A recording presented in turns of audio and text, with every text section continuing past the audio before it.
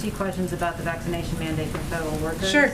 The American Federation of Government Employees praised the administration for announcing today that no unvaccinated worker will be suspended or dismissed until after the holiday season. Why did OPM make that decision?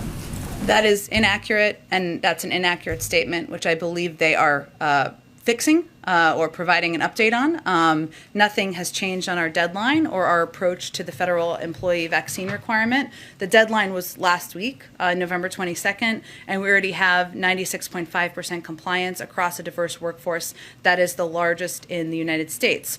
I can't assess exactly what led to any confusion, but what OMB put out a commentary or a public statement this morning conveying that counseling, of course, would be the first step. That's long been our approach and our policy from the United States government, but it's inaccurate to suggest or any reporting that we have delayed anything or changed it. The deadline has already passed. We're working to implement.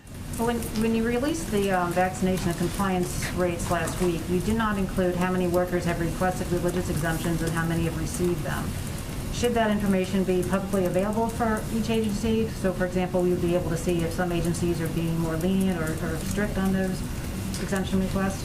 We did release the percentage of people who were vaccinated, which I believe was 92%, and then 96.5% compliance across the federal government, as well as agency to agency numbers. So you know in there what the exemptions are. Now there's different types of exemptions, right?